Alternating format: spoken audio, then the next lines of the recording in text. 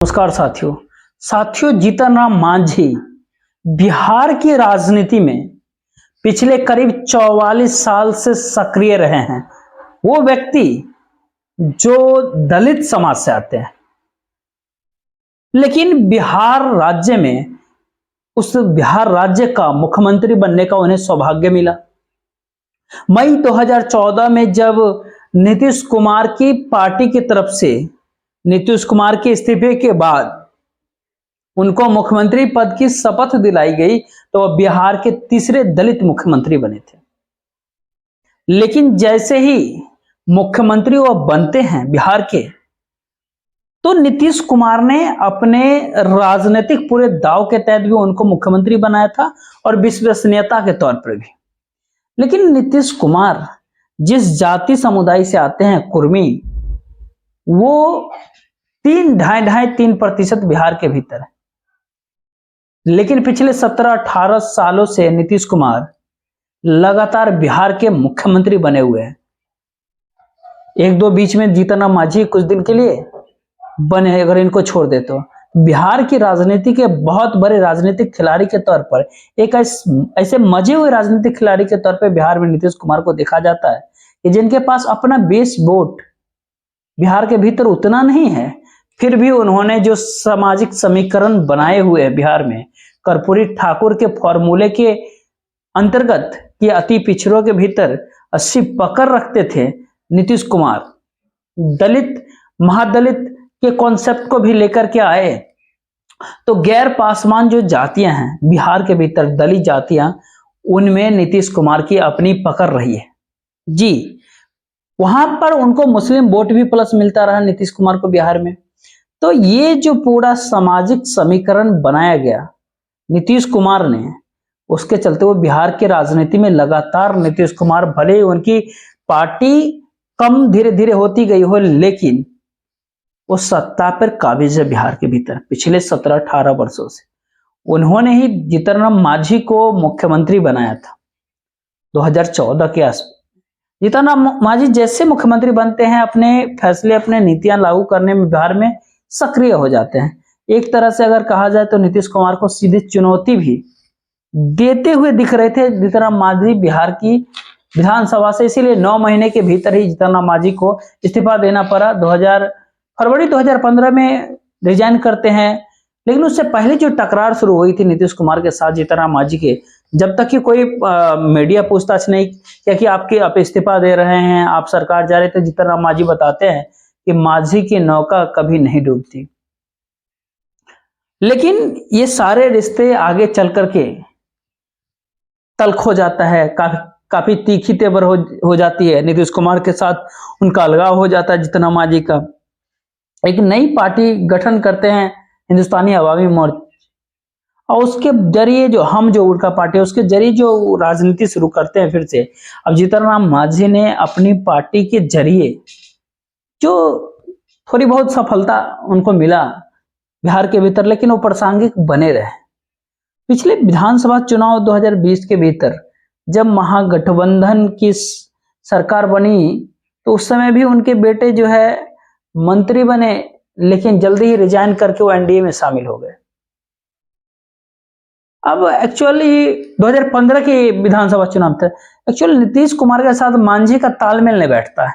इसलिए पिछले दिनों विधानसभा में नीतीश कुमार का अगर वो एक बयान अगर देखे हो, वो जो भाषण दे रहे थे, मांझी जब उसको टोक देते हैं जब बीच में, तो नीतीश कुमार ने मूर्ख तक कह दिया कि इस मूर्ख को मैंने मुख्यमंत्री बनाया था, वो काफी मेरी बड़ी गलती थी।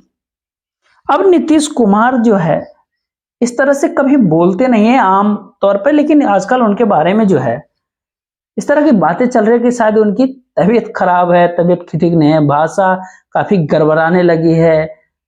एक बार परिवार नियोजन को लेकर के जो उन्होंने बिहार विधानसभा में जो विश्लेषण किया था, उसको लेकर के भी ढेर सारे सवाल उठे थे।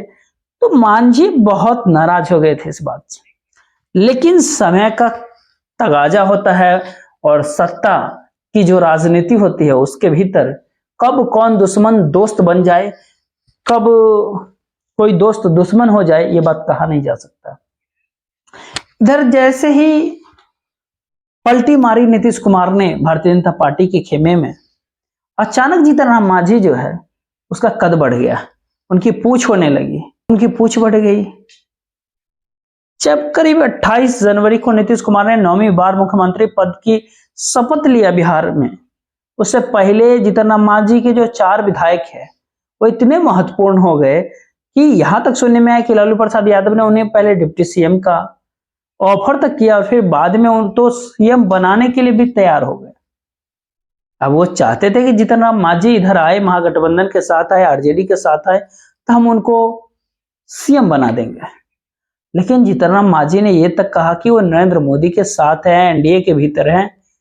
अब नीतीश कुमार के मुख्यमंत्री रहते हुए भी उन्होंने एक तरह से कहे कि अपमान का घूंट पीने जैसी बात वो बर्दाश्त किया उन्होंने।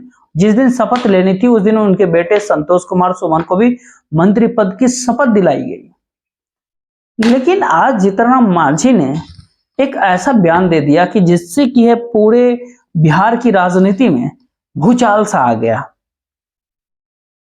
मांझी ने कहा कि निर्दलीय को तो बड़ा महत्वपूर्ण पद मिल रहा था, मंत्री पद मिला है, लेकिन हमारे पार्टी से जिसके 4 विधायक है केवल 1 मंत्री पद दिया गया है। 1 मंत्री पद और चाहिए। अगर 2 मंत्री पद नहीं दिए जाते हैं तो हमारे साथ इनजस्टिस होगा, न्याय नहीं होगा। जितना मांझी जब इस तरह की बात कहते थे, इस बात से साफ लगता है कि बिहार की राजनीति अब फंस चुकी है। अगर थोड़ा फ्लैश में जाएं, फिर उसके जिक्र करें अगर उसका, कि अगर नीतीश कुमार जिस तरीके से इस बार पलटी मारा है, नीतीश कुमार इंडिया गठबंधन, इंडिया अलायंस के कर्ता धर्ता थे। शुरुआत उन्होंने किया, उनको खड़ा करने में पूरी भूमिका उन्होंने ही अदा की थी और ज्यादातर लोग इंडिया गठबंधन का सबसे बड़ा चेहरा तक लोग मानते थे, कह रहे थे इस बात को। कल को इंडिया गठबंधन की तरफ से वो प्रधानमंत्री तक वो बन सकते थे। लेकिन क्या कारण है कि हालांकि आरोप लालू प्रसाद यादव पर उन्होंने आरोप लगा दिया, लेकिन ज्यादातर लोगों का ये मानना है कि उनको संयोजक, कन्वीनर नहीं बनाया जाना इंडिया गठबंधन का। सब सम्मति से नीतीश कुमार को अखर गया और उन्होंने इंडिया अलायंस को छोड़ के एनडीए के साथ फिर से जाने का स्वीकार किया। पीएम मोदी के साथ बातचीत हुई, कर्पूरी ठाकुर को भारत रत्न से सम्मानित किया गया, उसके जरिए उन्होंने उस रास्ता को निकाला कैसे वो इंडिया एनडीए में शामिल होंगे, इंडिया अलायंस को छोड़ के।